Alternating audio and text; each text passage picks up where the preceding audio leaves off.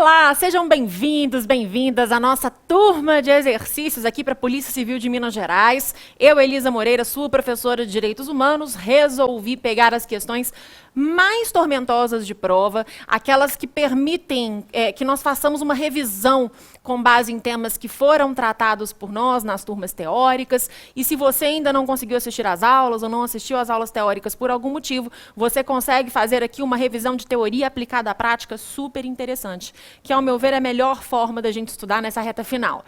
Não se esqueçam, a sua prova se aproxima, a sua prova é uma prova teórica, uma prova melindrosa muitas vezes, que deve ser feita com a ponta dos dedos, que deve ser feita com muita cautela, com muito cuidado, porque o texto pode ser escorregadio, às vezes a forma da questão parece um pouco complexa, mas quando a gente olha a teoria, o arcabouço teórico em si, dá para a gente enfrentar sem maiores problemas, tá? Então vamos juntos? Põe na tela, vamos começar com a nossa primeira questão. Se você ainda não me acompanha nas redes sociais, @Elisa Moreira no Instagram. Vamos lá, questão 1. Assinale a alternativa correta a respeito das características dos direitos humanos. Como é que faz prova? Circula se o examinador quer correta e incorreta, porque isso no meio da prova pode te confundir. O tema da questão, que são as características dos direitos humanos. Então aqui o examinador quer que você marque a certa. A.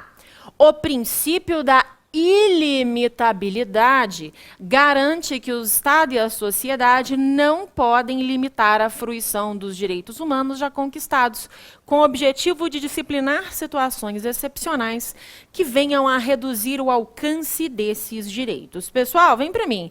O princípio aqui, ou característica, é da limitabilidade ou relatividade.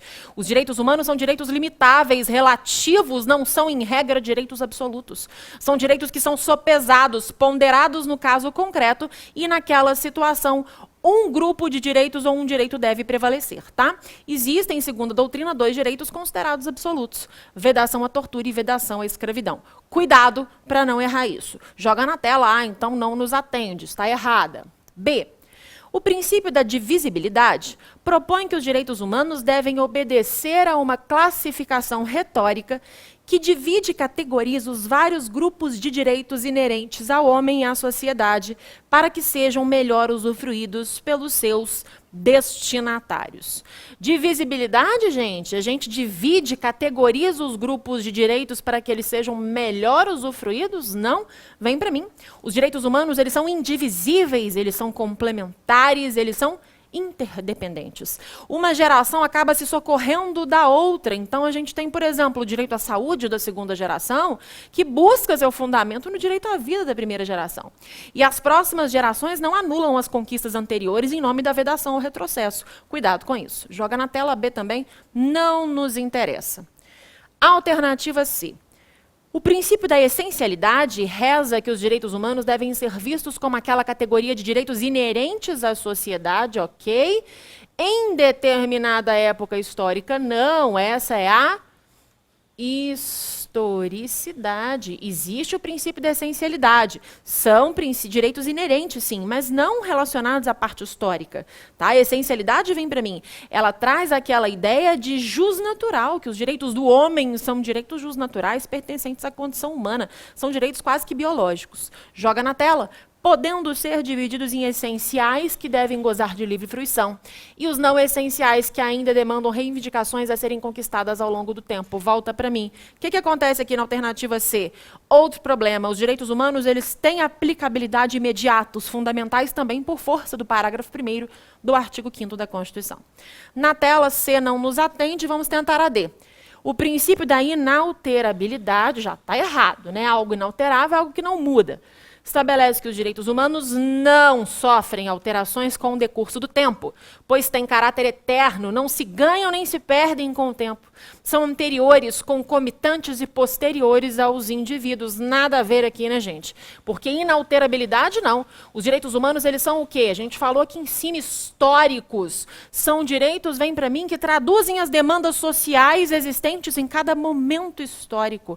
Traduzem as necessidades essenciais ao ser humano naquele momento específico, tá? Então, a D não é o nosso gabarito, joga na tela, vamos testar, O princípio da interrelacionalidade dispõe que os direitos humanos e os sistemas de proteção se interrelacionam, permitindo às pessoas escolherem entre os mecanismos de proteção global ou regional, pois não há hierarquia entre eles. Tá certo, pessoal? Vem para mim. Nós temos sistemas de proteção, o sistema global e os sistemas regionais. E dentre os sistemas regionais, há 3 sistemas considerados não iniciantes ou não incipientes, esse incipiente com C. Sistema interamericano, sistema europeu e sistema africano. Existe um embate entre esses sistemas? Não. O que existe é uma coexistência. E em caso de, não conflito, mas em caso de interpretação sobre qual norma deve ser aplicada, no caso concreto, sempre a norma mais favorável ao ser humano. Então, o sistema global, o sistema ONU de proteção, coexiste com os sistemas regionais de proteção. Esses sistemas se interrelacionam. A alternativa é correta, joga na tela, é o nosso gabarito. Questão 2. Esse documento histórico de remota conquista dos direitos humanos foi editado com o escopo, com a finalidade de assegurar a supremacia do parlamento sobre a vontade do rei, controlando e reduzindo os abusos cometidos pela nobreza em relação aos seus súditos, em especial declarando, dentre outras conquistas, o direito de petição, eleições livres e a proibição de fianças exorbitantes e penas severas. Então, essa questão quer qual é o documento que corresponde a essa descrição. A gente sabe que o Estado absolutista ele é questionado especialmente no século XVII, e a gente tem uma série de documentos aqui que podem ser a nossa resposta à questão 2. E eu já digo a vocês que esse documento é a Bill of Rights, de 1689, que vem depois da Revolução Gloriosa na Inglaterra, né? O que acontece? Aqui, todas essas situações, assegurar a supremacia do parlamento aqui, ó, sobre a vontade do rei, esse questionamento que eu mencionei em relação ao Estado absolutista, controlar os abusos cometidos pela nobreza em relação aos seus súditos. Então, tudo isso acontece no Bill of Rights de 1689. Se você foi nosso aluno, você sabe muito bem que a Bill of Rights corresponde a um dos documentos históricos que marca a primeira geração de direitos humanos. Nós temos nos Estados Unidos também a Declaração do Bom Povo do Estado da Virgínia, e nós temos na França a Declaração dos Direitos do Homem e do Cidadão, todos marcando a primeira geração de menção à família de direitos humanos, que se traduz em direitos civis e políticos. A alternativa correta, joga na tela, alternativa C. Vamos para a nossa próxima questão, questão 3. A Constituição da República de 1988 cuidou expressamente dos direitos humanos, enumerando-os no título que trata dos direitos e garantias fundamentais. Existem, entretanto, outros direitos humanos não enumerados no texto, mas cuja proteção a própria Constituição assegura, porque, vem para mim, aqui é FUMARC sendo FUMARC, tá? Essa questão é uma questão clássica do tipo FUMARC, que além do arcabouço teórico, vai te pedir uma interpretação de texto. Não é uma questão vulgar, não é uma questão comezinha, não é uma questão boba. As questões FUMARC na prova de direitos humanos são questões que têm um aprofundamento, que exigem que os candidatos e as candidatas enxerguem além, enxerguem após essa questão só doutrinária, só da matéria que a gente aborda aqui. E o que eu quero destacar sobre essa questão 3 com vocês? É uma questão fácil, não é uma questão difícil. Só que esse rebuscar dela, às vezes, nos traz uma dificuldade que não existe. O que ela quer de vocês? Ela quer uma relação de causa e consequência. A questão no último concurso foi super recorrida, né? As pessoas fizeram vários recursos em relação a ela, dizendo que outras alternativas estariam eventualmente corretas, mas apenas uma traduz a consequência do enunciado. Vamos de novo? Joga na tela. A Constituição da República de 88 cuidou expressamente dos direitos humanos, enumerando-os no título que trata dos direitos e garantias fundamentais, ali a partir do artigo 5º. Existem, entretanto, outros direitos que não estão no rol do artigo 5º. O artigo 5º não tem um rol exaustivo em relação a direitos humanos. A gente sabe disso. Então, existem outros direitos humanos que não estão no texto, mas cuja proteção a própria Constituição assegura nos seus parágrafos, nós já vamos a eles, porque decorrem do regime e dos princípios adotados pela própria Constituição. É exatamente isso, gente. Eu vou trazer para vocês aqui vamos aqui. Na nossa Constituição, eu vou trazer para vocês a justificativa legal dessa questão. Elisa, isso é uma questão de interpretação de texto. É no enunciado, mas na prática, quando a gente olha as alternativas, nada mais traz do que o teor do parágrafo 2º do artigo 5º. Os direitos e garantias expressos nesta Constituição não excluem outros decorrentes do regime e dos princípios por ela adotados ou dos tratados internacionais em que a República Federativa do Brasil seja parte. Então, o parágrafo 2º é o consectário lógico aqui da nossa questão. Tudo bem? Então, por força do parágrafo 2º do artigo 5º, nós temos o gabarito sendo A. Elisa, mas olha aqui, o Brasil se submete à jurisdição de Tribunal Penal Internacional. Tá certo, lá por força do parágrafo 4º, o Brasil se submete à jurisdição de Tribunal Penal Internacional, a cuja criação tenha manifestado adesão. Perfeito. Mas não é a consequência lógica do enunciado. Cuidado, tá? A B está correta quando lida de forma isolada? Está correta, mas é a consequência do enunciado? Não. Então, a B não nos atende. A C, são criados pelo Poder Judiciário após o trânsito em julgado das decisões? Não, essa aqui não tem nenhuma pertinência. E D, surgem de necessidades que não foram previstas pelo legislador constituinte. Aí eu faço uma reflexão com vocês. A D está errada? Inclusive em relação a ser um consectário da questão 3? Vem para mim, não está errada. Porque, sim, existem outros direitos humanos que não estão enumerados no texto, e essa proteção não está no texto constitucional porque surgem de necessidades as novas gerações, as novas dimensões, as novas famílias de direitos que não foram previstas pelo legislador. Mas qual é a parte técnica dessa alternativa que pode nos trazer um argumento dela estar errada? É o legislador constituinte. E a questão fala sobre direitos humanos. Nós sabemos que os direitos do homem são os direitos jusnaturais inerentes à condição humana e prescindem de positivação. Não precisam estar positivados em lugar nenhum.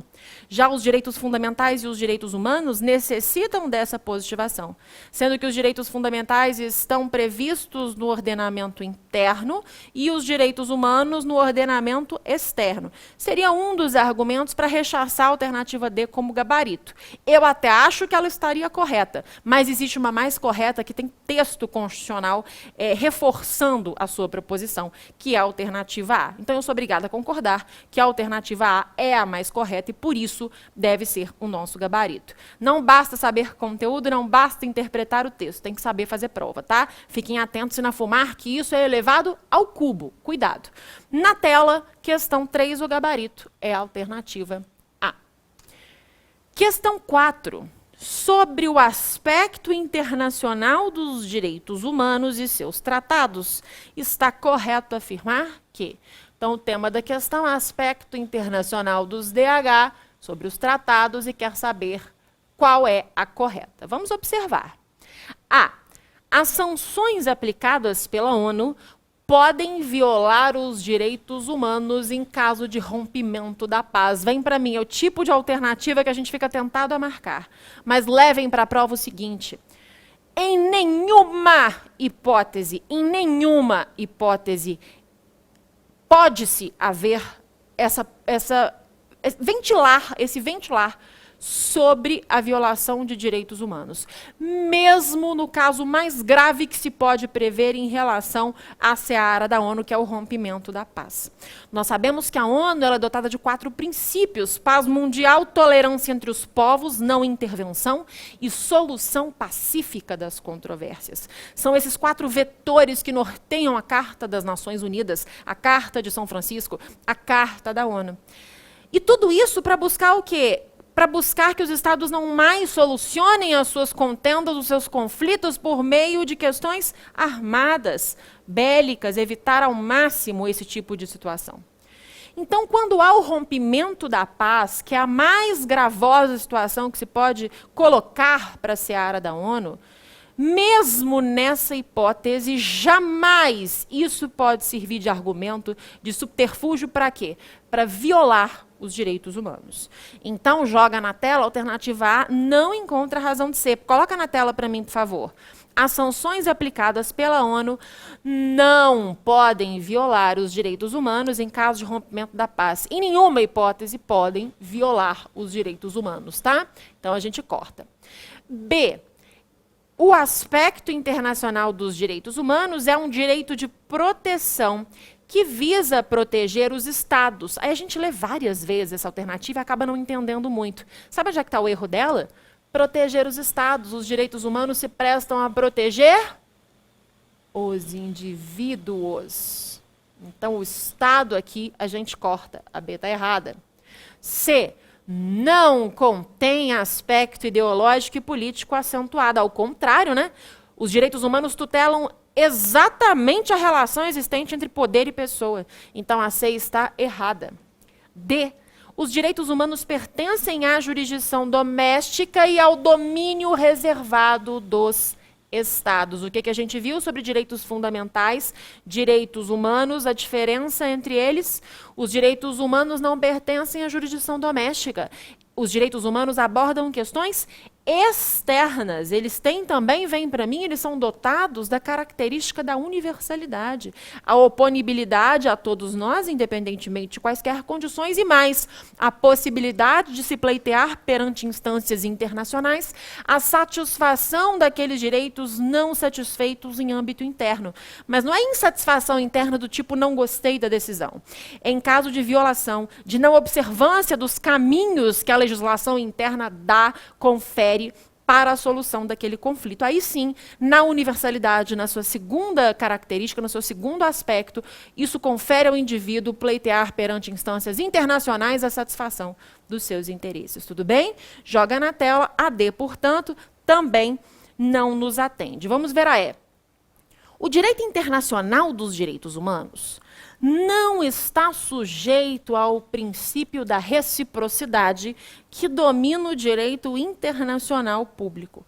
Isso está correto, gente. A reciprocidade, vem para mim, ela é extremamente comum no direito internacional público. Então, para dar exemplo sobre soberania, sobre questões de ingresso em determinados estados, Estado A e Estado B, é normal que em questões alfandegárias, que em questões relacionadas a ingresso de nacionais do outro estado no seu território, isso seja facilitado se isso for recíproco naquele outro território. Então, existe essa troca na comunidade internacional. A isso, de forma muito rasteira, tá? Só para a gente situar na questão. A isso se dá o nome de princípio da reciprocidade, da dupla identidade, dessa identidade recíproca. Mas vocês imaginem se nos direitos humanos isso fosse possível. O Estado A violou os direitos humanos de nacionais do Estado B.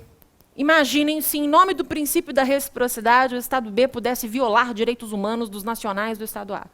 Isso é um terreno mais que fértil, né? Um tapete vermelho para o rompimento da paz, é um tapete vermelho para conflitos armados.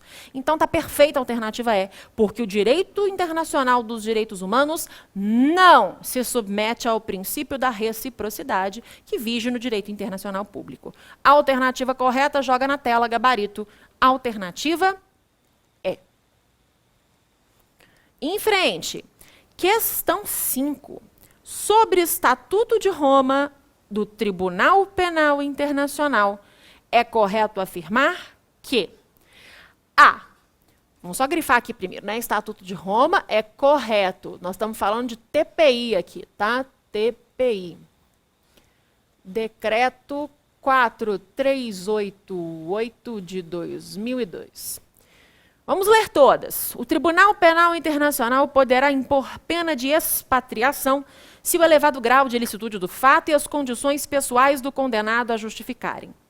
B. São considerados crimes contra a humanidade os atos praticados com a intenção de destruir no todo ou em parte um grupo nacional, étnico, racial ou religioso. C. O Tribunal Penal Internacional, o TPI, terá competência apenas para julgar os crimes de genocídio, os crimes contra a humanidade e os crimes de agressão. D. nenhuma pessoa poderá ser julgada por outro tribunal por um crime de competência do Tribunal Penal Internacional, relativamente ao qual já tenha sido condenada ou absolvida pelo TPI. O Tribunal Penal Internacional é vinculado à Comissão Interamericana de Direitos Humanos e possui competência para julgar pessoas físicas. Vamos lá. O que é o TPI? Vem para mim, vamos fazer uma revisão sobre o Estatuto de Roma, sobre o Tribunal Penal Internacional, só para vocês entenderem qual foi o seu nascedouro. E aí fica a minha sugestão, nessas proximidades da prova, para vocês lerem o preâmbulo do Decreto 4388 de 2002, que assim, anuncia o contexto histórico de uma forma muito redonda, e a nossa prova tem esse viés, repito, esse viés histórico também dessa maneira, tá? Tribunal Penal Internacional, ele vem como, na verdade, como uma grande crítica aos chamados tribunais ad hoc, que se escreve ad hoc para o ato, tribunais criados para determinadas situações, com regras do jogo em andamento. E a gente sabe que quando isso acontece, isso não é legal, porque quando não há regras bem estabelecidas, bem postas, a chance de violação aos direitos humanos é imensa. Certo? Então, não obstante as violações cometidas lá no regime nazista, né, ainda que a gente tenha, né, aquelas atrocidades absurdas que todos nós historicamente conhecemos, não justifica que nós tenhamos, ou que tivéssemos, como assim foi, tribunais que se valessem de, para dizer o mínimo, de circunstâncias ou de manejos perigosos, complicados para julgar aquelas condutas desempenhadas durante o nazismo. Então, nós tivemos aí tribunais de exceção, por exemplo, o Tribunal de Nuremberg, depois, em relação a outros fatos, os tribunais de Tóquio, de Ruanda, da ex-Iugoslávia, todos os tribunais em que vencedores julgavam vencidos, e isso também não é legal, tribunais em que não se respeitava muitas vezes a jurisdição interna dos estados, não tinha um viés de uma atuação complementar. Por isso vem o Tribunal Penal Internacional e fala, acabou. Aqui nós somos independentes, permanentes, e a nossa atuação é complementar à jurisdição interna dos estados. Tá? Então, as três características do Tribunal Penal Internacional são independência, permanência e atuação complementar. Mas isso para quê? Isso para que seja possível julgar um dos 4 crimes previstos no artigo 5º do Decreto 4388. Crime de genocídio, crimes contra a humanidade, crimes de guerra e o crime de agressão. Apenas esses 4. Ah, Elisa, mas e apenas esses 4? Genocídio, crimes contra a humanidade, crimes de guerra e o crime de agressão. Elencados no artigo 5º como aqueles crimes mais graves que afetam a comunidade internacional no seu conjunto, isso é muito importante. Então, quando uma pessoa, tem que ser pessoa, TPI não julga estados, julga pessoas, isso é fundamental que você anote aí no seu caderno.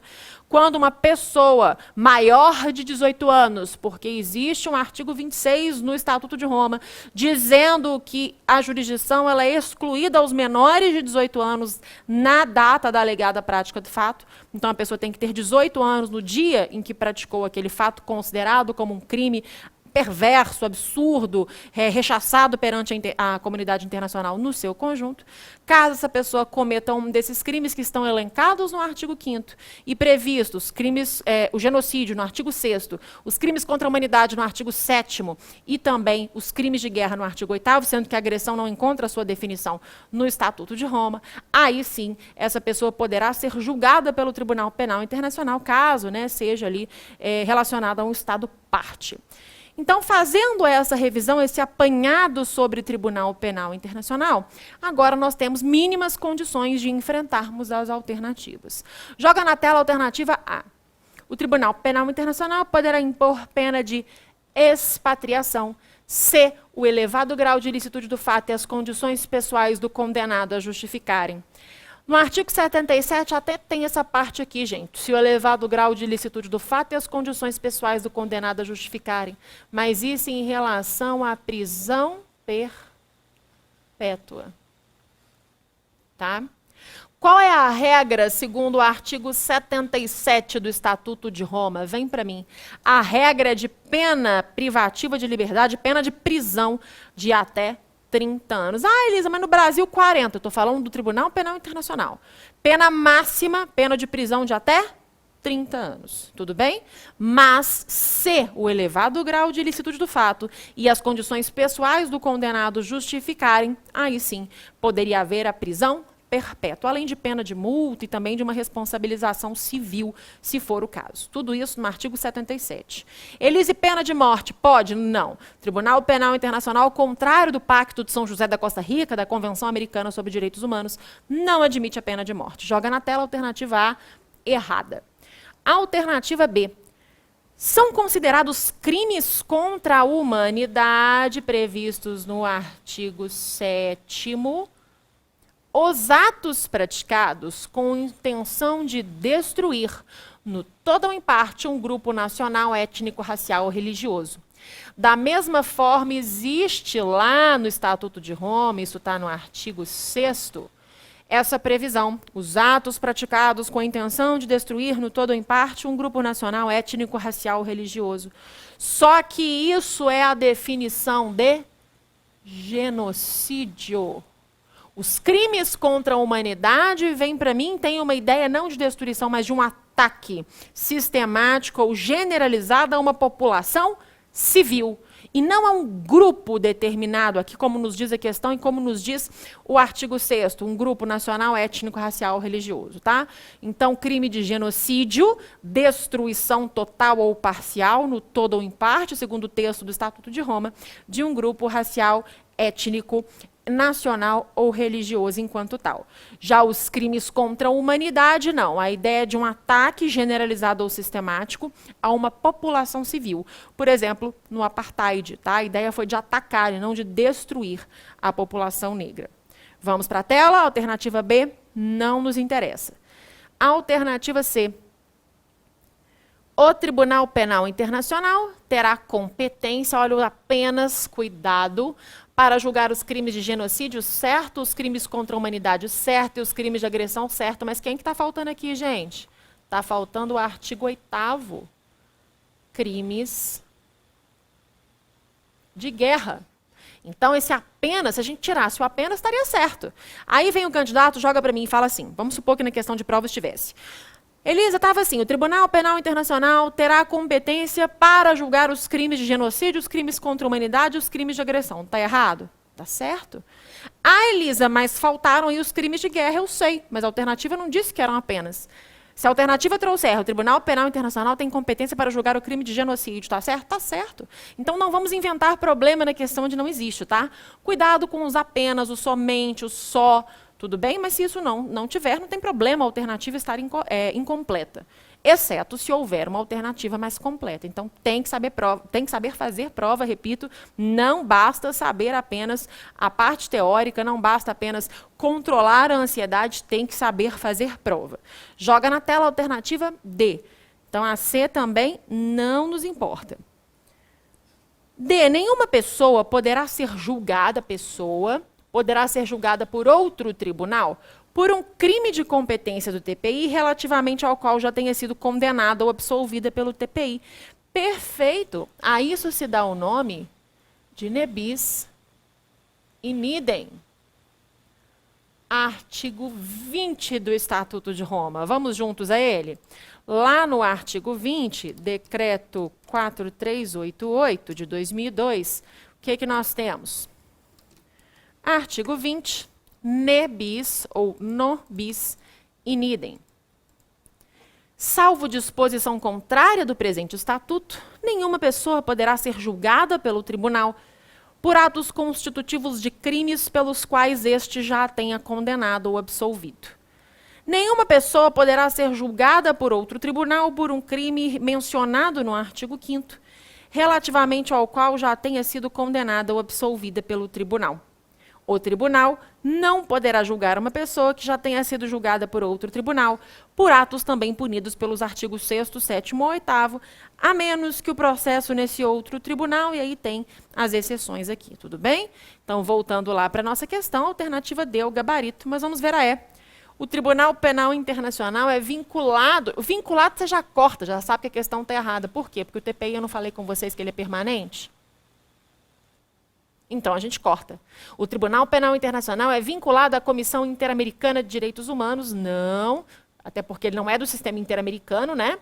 E possui competência para julgar pessoas físicas. Essa parte está certa, mas o resto está errado. Portanto, a alternativa correta é a alternativa D. De volta aqui com o nosso segundo bloco de exercícios para a Polícia Civil de Minas Gerais.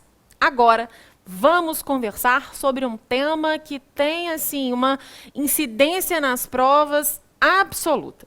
Estou falando sobre o processo de incorporação dos tratados internacionais em matéria de direitos humanos ao ordenamento jurídico brasileiro. Isso vem das formas mais variadas nos editais, com várias temáticas. Aqui, nos nossos editais, estão sempre ligados à Constituição brasileira e os tratados internacionais de direitos humanos, sempre passeando por ali, tá? Vamos à questão? Joga na tela, questão número 6. Os tratados internacionais de direitos humanos, os nossos TIDH, ocupam no ordenamento jurídico brasileiro o status de. Então aqui, gente, vem para mim, não adianta eu ler as alternativas com vocês, porque elas vão fazer jogos de palavras. O que nós vamos fazer? Nós vamos fazer uma revisão sobre esse processo de incorporação. Eu vou jogar para a tela, vou escrever com vocês. Se você ainda não conhece esse processo, coloca, escreve, anota, porque ele vai te ajudar na hora da prova, tá? E depois a gente vai ter muita tranquilidade para enfrentar as alternativas. Então vem comigo, fique com a minha voz, jogue na tela para a gente começar a conversar. Pessoal, em regra, dos tratados internacionais, tá? Não são os tratados internacionais em matéria de direitos humanos ainda. A regra é que eles obedeçam à chamada paridade normativa com as leis ordinárias federais. Então, um tratado, por exemplo, um tratado sobre direito empresarial, ele vem para a ordem jurídica brasileira em regra como lei ordinária, tá? Só que existem duas exceções. A primeira é o artigo 98 do Código Tributário Nacional, que não nos interessa aqui, mas só para vocês saberem, os tratados em matéria tributária ou modificam ou revogam a legislação existente sobre o assunto. Então, não necessariamente seria com essa força de lei ordinária, pode ser que nem tenha força para fazê-lo, certo? Agora, quando a gente fala sobre os tratados internacionais em matéria de direitos humanos, e aqui eu vou até passar um marca-texto, porque é o mote aqui, a finalidade total da nossa questão é a análise desse ponto. Quando a gente fala sobre os tratados internacionais em matéria de direitos humanos, nós temos, segundo o STF, então aqui lembrando que é segundo o Supremo Tribunal Federal, não se esqueçam disso, nós temos duas possibilidades. Os tratados internacionais em matéria de direitos humanos, ou eles assumem o chamado status de emenda constitucional, passando a compor o bloco de constitucionalidade. E isso acontece caso observado o procedimento do artigo 5º, parágrafo 3º da Constituição, qual é? 2 turnos de votação em cada casa do Congresso Nacional, com aprovação por 3/5 dos membros. Se isso acontecer, se esse tratado internacional em matéria de direitos humanos passar pelo parágrafo 3º do artigo 5º, 2 turnos de votação em cada casa do Congresso com aprovação por 3/5 dos seus membros, esse tratado terá força de emenda constitucional. Elisa, algum documento já passou por isso? Sim. Foram 4, e eu chamo a sua atenção, porque gravando essa aula agora no final de 2021, o que nós temos? Vem para mim, só para lembrar. Em 2021, em maio, nós tivemos um novo documento que passou por esse processo de ratificação. Passou pelo processo de 2 turnos de votação em cada casa do Congresso Nacional, com aprovação por 3/5 dos seus membros, naquela fase de referendo congressual, e foi ratificado pelo presidente da República. E na última prova de Minas Gerais, um outro tratado tinha passado por isso em 2018 e foi objeto de cobrança na prova de escrivão de polícia. E as provas de Minas têm uma similitude no seu conteúdo e na sua densidade. Portanto, fiquem atentos, fiquem atentas, porque eu vejo esse último tratado como um potencial objeto de cobrança em prova. Joga na tela quais são, eu estou falando tratado aqui, gente, de forma indistinta, tá? Tratados, convenções, acordos, protocolos, cartas, pactos. Primeiro documento, Convenção sobre os direitos das pessoas com deficiência. Segundo documento, protocolo facultativo à Convenção sobre os direitos das pessoas com deficiência. Terceiro, esse que eu falei que caiu em prova, Tratado de Marrakech. E quarto, Convenção Interamericana contra o Racismo, já ratificada em maio de 2021 pelo presidente da República. Então, asterisco aqui no 4, tem tudo para cobrar. Tudo bem?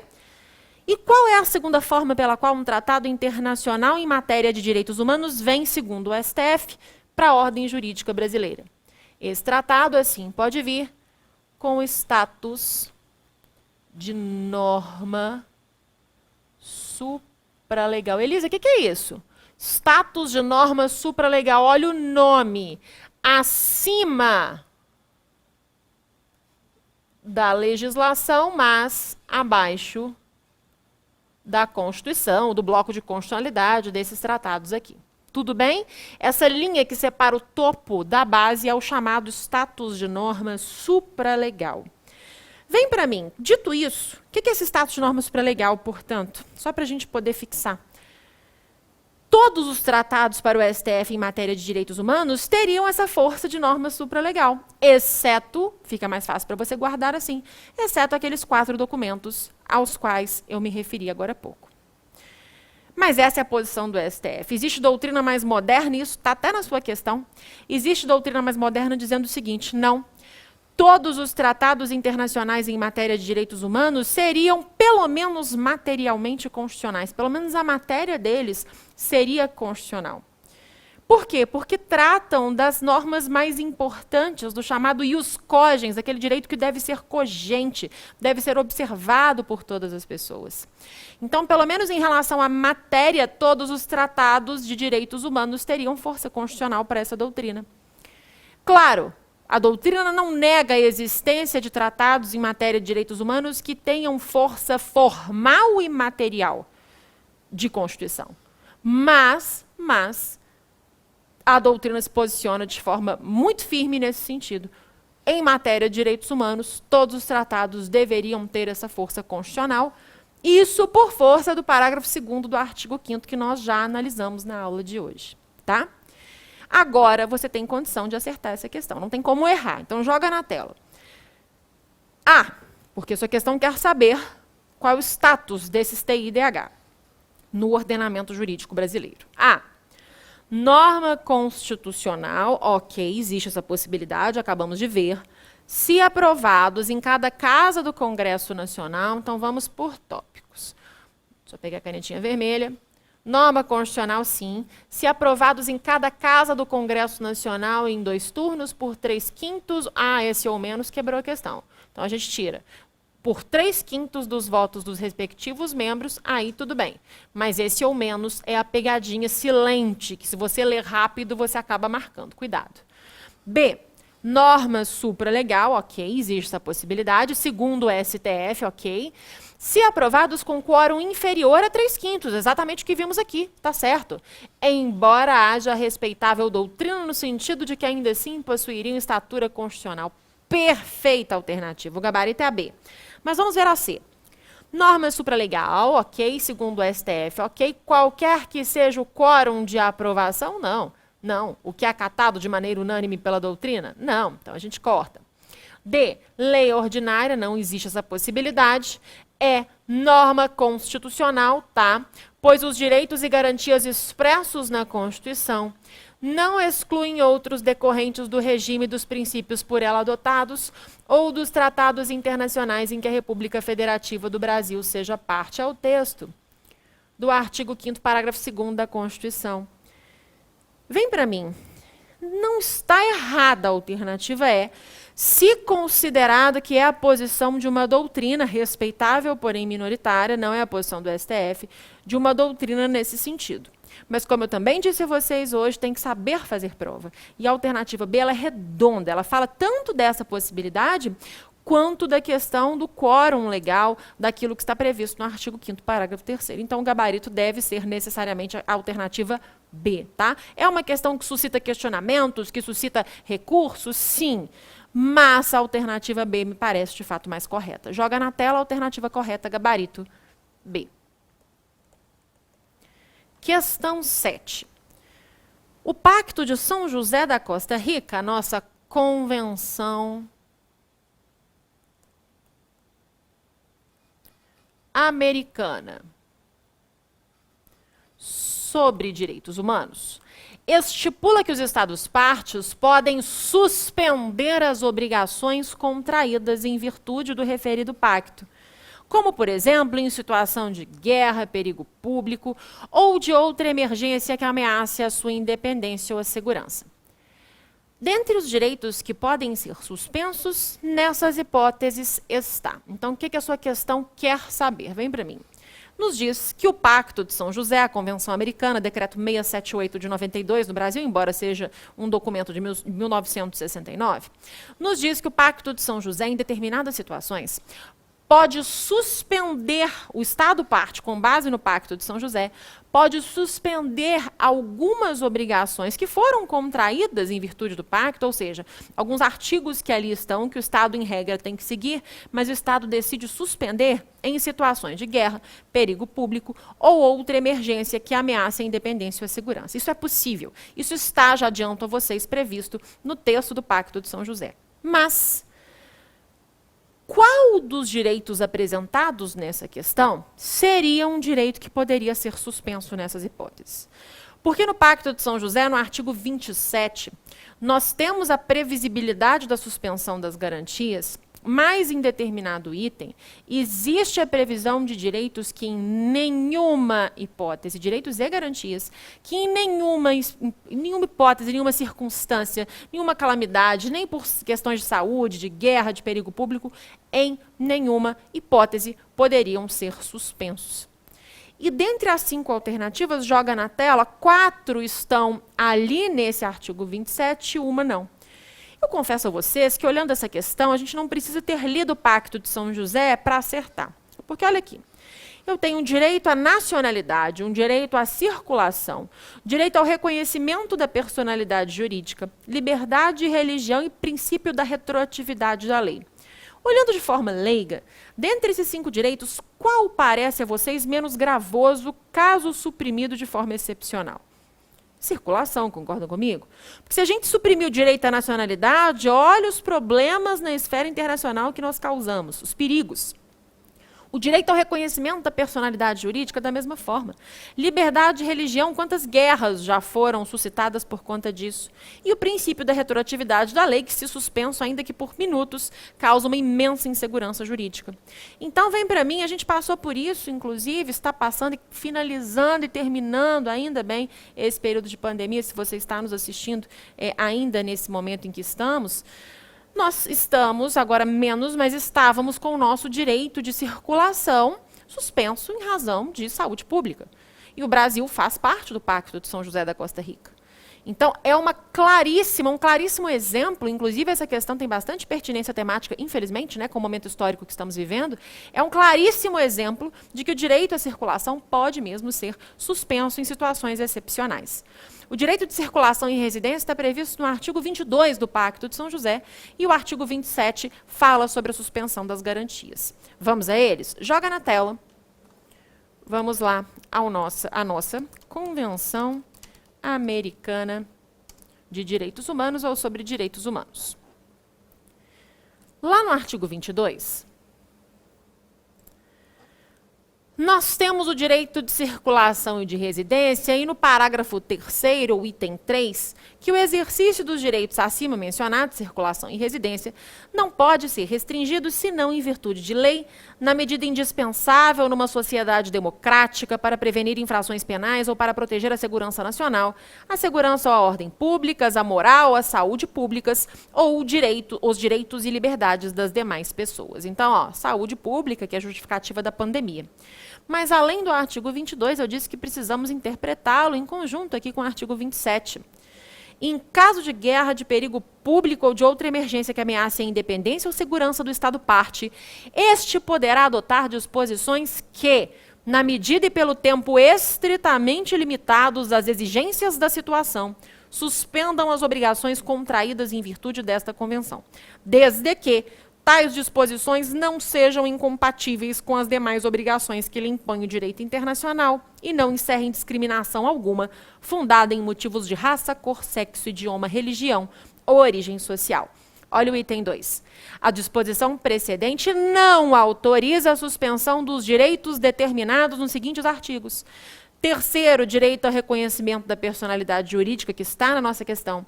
Quarto, direito à vida, imaginem, né? Autoexplicativo, se nós pudéssemos suspender nessas situações. 5, direito à integridade pessoal. 6, proibição da escravidão e servidão. 9, princípio da legalidade da retroatividade, também na nossa questão.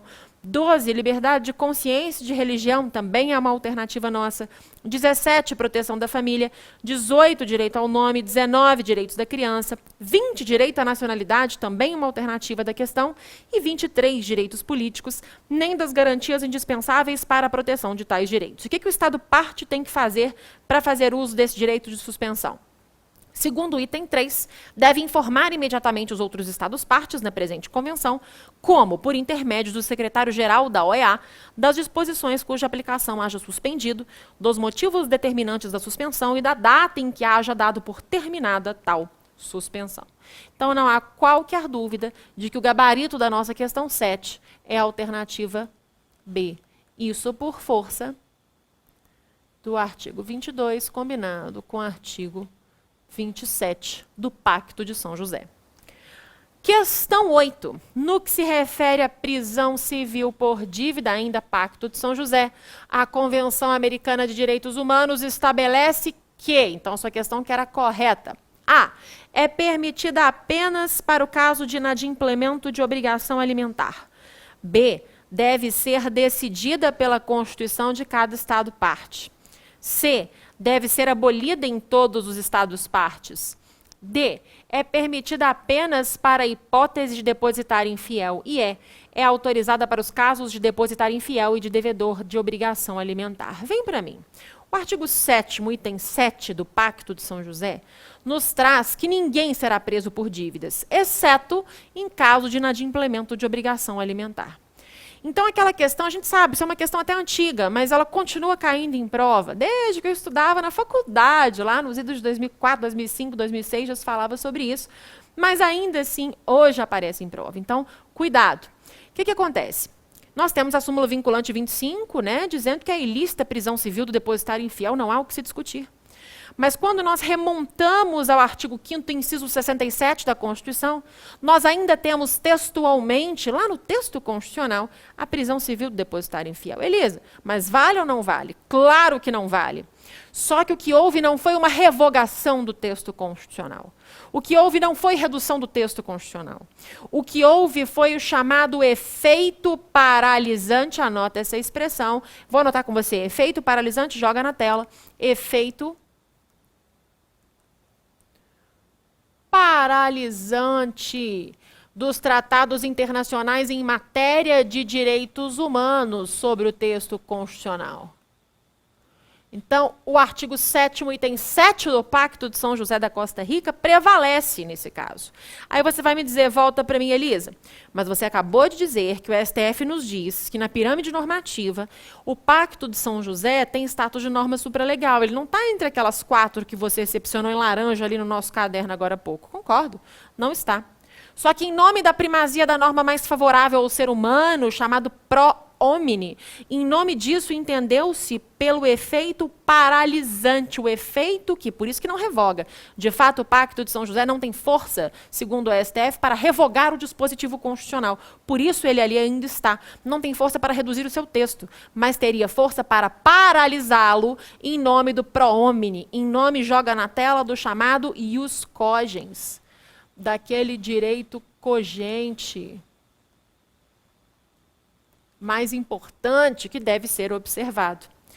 Portanto, no que se refere à prisão civil por dívida, a Convenção Americana sobre Direitos Humanos, lá no artigo 7º, nos diz no item 7, artigo 7º super importante para a prova, tá? Deem uma lida, que ninguém deve ser detido por dívidas. Este princípio não limita os mandados de autoridade judiciária competentes pedidos em virtude de inadimplemento de obrigação alimentar, vedando aqui claramente não há possibilidade da prisão civil do depositário infiel. Então, é permitida apenas para o caso de inadimplemento de obrigação alimentar? Sim, é o nosso gabarito.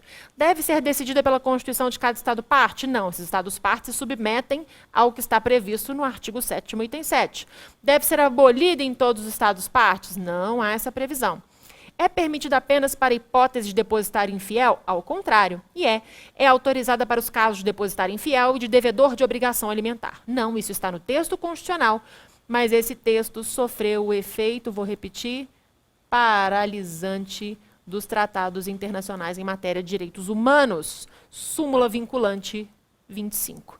Gabarito da questão 8, alternativa A. Caminhando para o finalzinho da nossa aula, nos termos da DUDH, da Declaração Universal dos Direitos Humanos, é correto afirmar que o que tem de perigoso nessa questão? Nos termos. Vem para mim.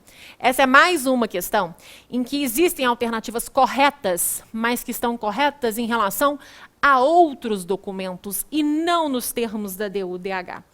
Cuidado, porque isso pega muito candidato bom, e cuidado, porque a FUMARC adora colocar isso em prova, tá? Joga na tela. Então, vamos ver qual alternativa está em consonância com o enunciado. Qual dessas alternativas está no texto da nossa DUDH? A. Toda pessoa tem o direito de livremente circular e escolher sua residência no interior de um estado. Já é o nosso gabarito, pessoal, por força do artigo 13, item 1 ou parágrafo 1º da Declaração Universal dos Direitos Humanos.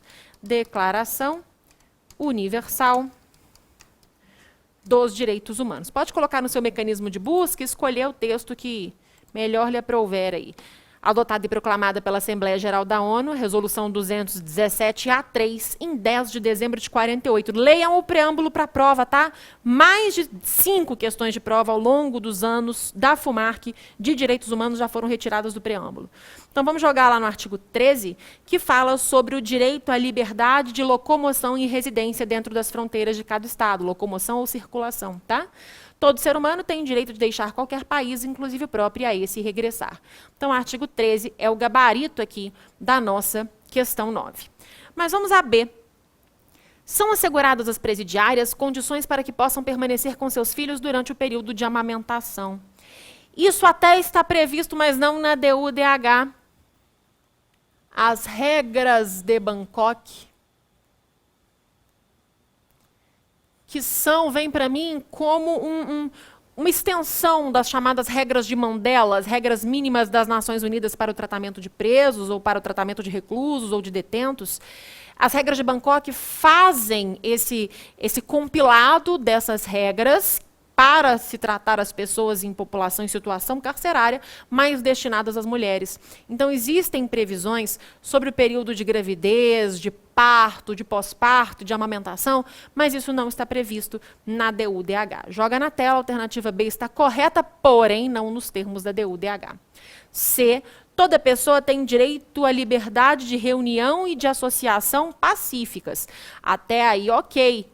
Ou militares? Nunca. Cuidado nas provas com esse ou militares ou paramilitares.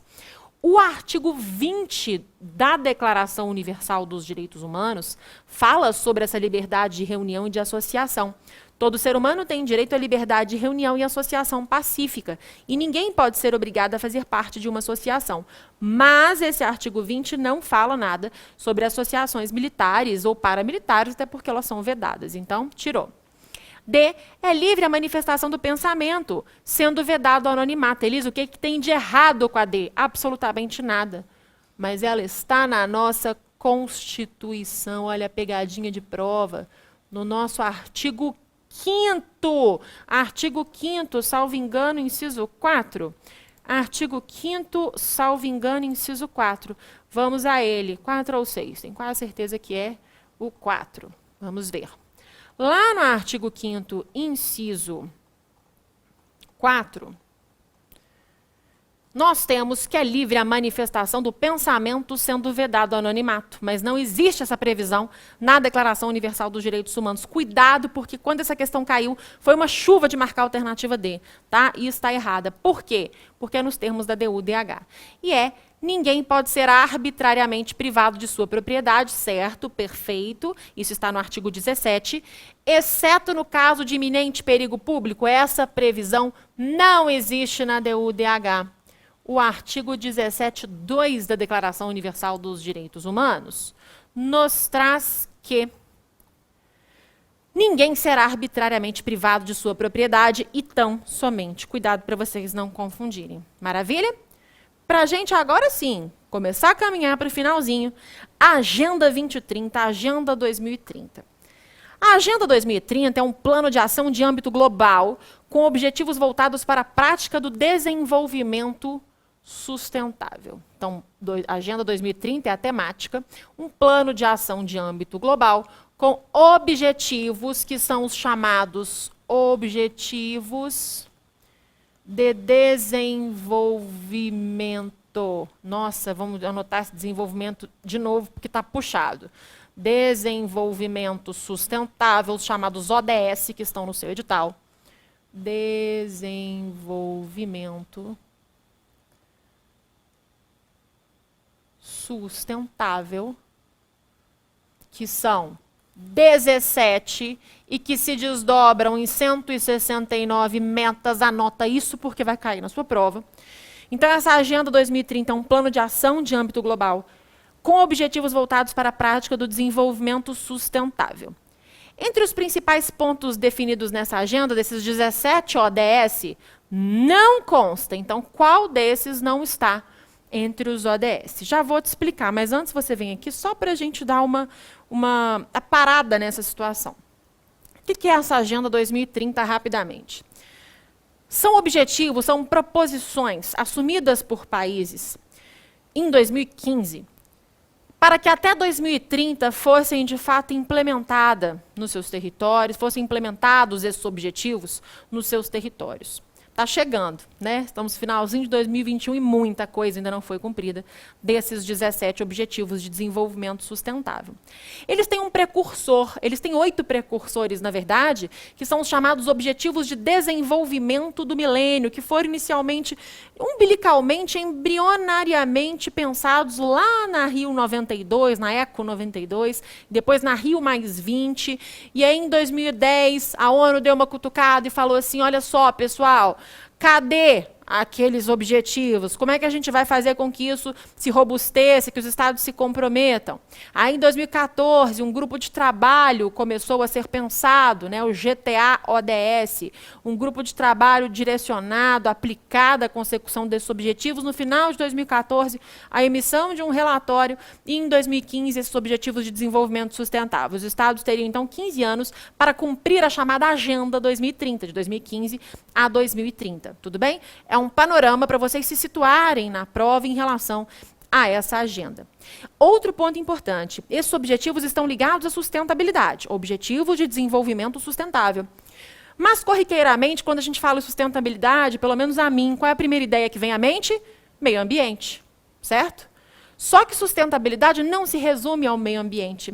A sustentabilidade ela está ligada a questões econômicas, a questões sociais e também a questões ambientais. Então, guardo ESA, questões econômicas, sociais e questões ambientais. E os objetivos de desenvolvimento sustentável exatamente perfazem esses pilares, esses 3 pilares de sustentabilidade. Sustentabilidade, portanto, não se resume ao meio ambiente.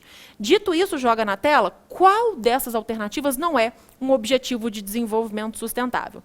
Vocês podem ter facilmente acesso a isso, só digitar no mecanismo de busca, tem uns quadrinhos coloridos, vocês conseguem ver quais são os ODS. Sugiro que corram os olhos e que tentem, dentro do possível, memorizar esses objetivos, ou ao menos tentar identificá-los na prova. A. Indústria, inovação e infraestrutura.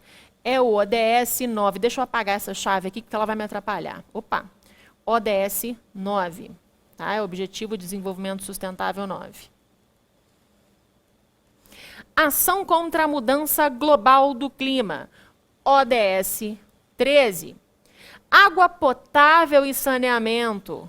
ODS 6. E capitalismo acima de tudo, a gente, né, corta, que não faz nenhum sentido. Essa questão um leigo conseguiria resolver, mas eu preciso que vocês tenham esse manancial teórico para enfrentar a não possível, vem para mim, provável questão de prova sobre a Agenda 2030, sobre o ODS na sua prova. Isso vai aparecer na sua prova. Então, sugiro que você se lembre desses pontos que conversamos aqui e que estude a Agenda 2030. Agora sim, prometo. Para fechar a nossa última questão, joga na tela a questão 11. Só anotando o gabarito aqui, tá? Eu cortei, mas é o não. Só para não te confundir, para seguir o nosso padrão, a nossa prova quis o não, tá? É a errada nesse caso. Então, o que é a errada? É a D. Tudo bem? Questão 11. Também tem questão de prova disso, tá? Política Nacional de Direitos Humanos, que tem as funções de proteger e promover os direitos humanos. Já caiu em prova várias vezes. Cuidado, tá? É correto afirmar que a política nacional, ela se desdobra nos chamados PNDH, que são os programas. PNDH não é a sigla para Política Nacional de Direitos Humanos, mas para Programas Nacionais de Direitos Humanos, que até hoje foram 3. PNDH 1, PNDH 2 e PNDH 3. Lembrando que o PNDH 2 revoga o PNDH 1 e o PNDH 3 revoga o PNDH 2. Eles não têm força normativa, são orientações para o Estado em relação ao cumprimento com planos de ação a partir do PNDH 2, que são anuais, depois no PNDH 3 bianuais, 2 vezes por ano. Então tem toda uma política, um programa, uma forma de pensar os direitos humanos com esses PNDH. O PNDH 1 se deu no governo FHC no ano de 96, o PNDH 2 se deu também no governo FHC e o PNDH 3 se deu no governo Lula, e isso foi objeto de prova. Tomem muito cuidado em relação a isso. Foi exatamente essa questão, salvo engano, da prova de escrivão que pegou muita gente em 2018. Então vem comigo. A elaboração dos Programas Nacionais de Direitos Humanos, os PNDH, decorreu de recomendação feita na Conferência Mundial de Direitos Humanos de Viena. Sim, perfeito, correto, é o nosso gabarito, em 1993, tá? As diretrizes contidas no PNDH 2 e no PNDH 3 têm força normativa. Não tem força normativa. Errada, B. C. No Brasil já foram aprovados 3 PNDHs, certo? Sendo o PNDH 1 no governo Fernando Henrique Cardoso, certo? PNDH 2 no governo Luiz Inácio Lula da Silva, errado, também no governo FHC. E PNDH 3 no governo Dilma, errado, foi no governo Lula. Então guarda isso, FHC e Lula aqui na questão 11. Alternativa D. O PNDH 3 carece de diretriz a respeito da profissionalização da investigação de atos criminosos. Vem para mim. Preciso te falar, para encerrar essa nossa aula, esse nosso encontro de questões, uma grande revisão para a sua prova, para esquentar os seus motores, para você gabaritar direitos humanos na Polícia Civil de Minas Gerais. Preciso te falar que no PNDH 3 nós temos, guarda isso porque vai cair, 6 eixos orientadores e 25 diretrizes. Repetindo, 6 eixos orientadores com assuntos, né, temáticos importantes relacionados àquilo que o Estado deveria se propor a fazer, e 25 diretrizes. Dentre essas diretrizes, dentre esses eixos orientadores, especificamente no eixo orientador relacionado à segurança pública, eixo orientador 4, nós temos sim uma diretriz a respeito da profissionalização da investigação de atos criminosos. Tudo bem? Quer ver? Joga na tela. Decreto 7.037.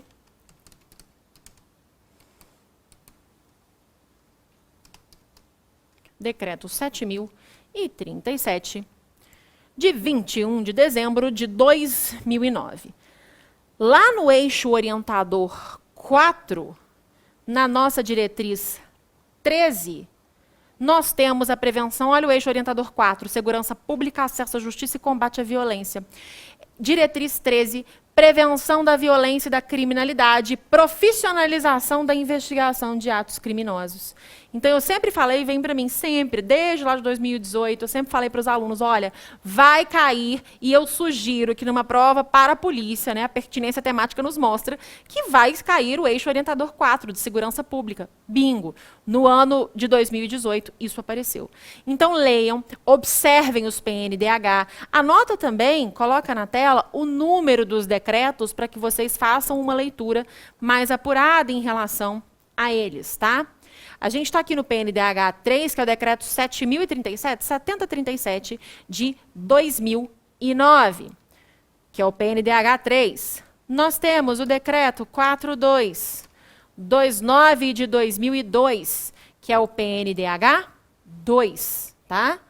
E o decreto 1904, decreto 1904 de 96, que é o PNDH 1. Lembrando que o PNDH 1 revoga o PNDH 2, perdão, revoga o PNDH 1 e o PNDH 3 revoga o PNDH 2. Só completar aqui para vocês, 2002 e 2009. Decreto 1904, decreto 4229, decreto 7037. Uma revisãozinha, PNDH 1, grande crítica, vem para mim, pouca efetividade, muito pouca efetividade, enuncia basicamente direitos de primeira geração com ênfase nos direitos civis. O PNDH 2 já é um pouco mais robusto e traz também direitos econômicos, sociais e culturais.